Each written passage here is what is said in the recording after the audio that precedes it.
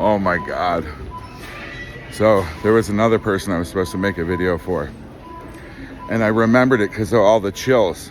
And I've heard him talk about getting these fucking chills. My whole life, I've been getting what I call the tingles. My wife knows what it means. I thought it was because it was like a sexual thing, because I'm bipolar and I'm really hypomanic. And it would always happen with women, but not really women that I'm sexually attracted to. Some I would be, like say the dental hygienist or the girl cutting my hair. Like I would think about them sexually, but not like my aunt or whatever, which it also happened with. Anyway, I got these tingles rolling up and down my body, and I know that's what Alex Jones is talking about. Now, Alex, I know somebody's going to send this to you. I'm going to take down Honda of Canada, and they can't stop me. So you're going to end up reading this. I'm not worried about it. But I can put all the patterns together, like Charlie Kirk. That's why they killed him. And I actually think, and I'm just telling this is just for Alex, between me and Alex. Don't tell anybody else. I actually believe the Bible is true today. But it was written from the lens of a person telling a story. That person is Jesus. He thinks of his mother as a Virgin Mary because he knows her as a beautiful thing. I don't think she was a virgin. I always wondered, how come nobody talks about Joseph? Today, if you were to go to the fucking mosque or the bar or wherever with your buddies and say, hey, fucking, my old lady got pregnant by a fucking deity or like, you know what I mean, by God. Do you think all those boys are going to believe it? Fuck no. He's going to have to put up with some shit, right? It's actually pretty fucking embarrassing that you didn't impregnate your old lady. Some fucking God did, you know what I mean? Got to bust that cherry that was supposed to be yours, you know what I'm saying?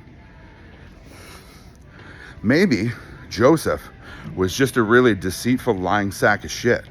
Maybe Jesus created the story of the miracle of his birth.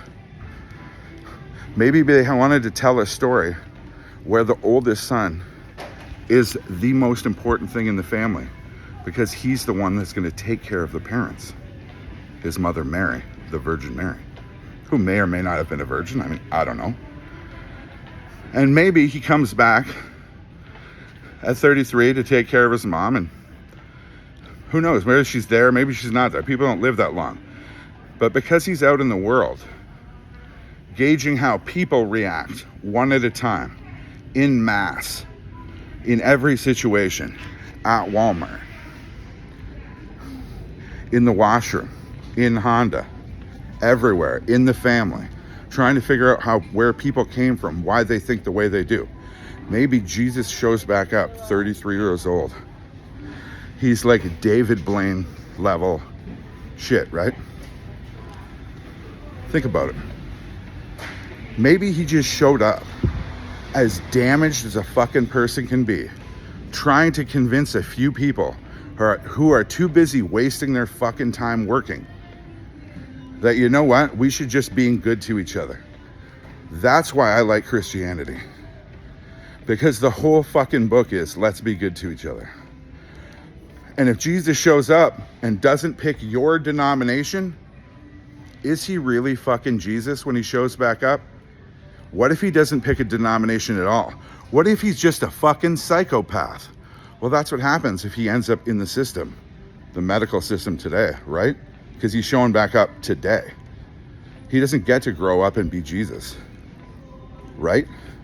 What if he shows up and he's a fucking Baptist, right? Because you don't decide what religion you are when you're growing up. Your parents fucking tell you. Well, are you going to follow a Baptist Jesus?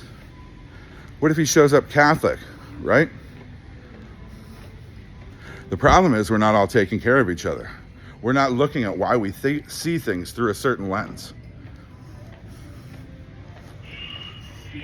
Those tingles just came back, Alex, once I started thinking about myself.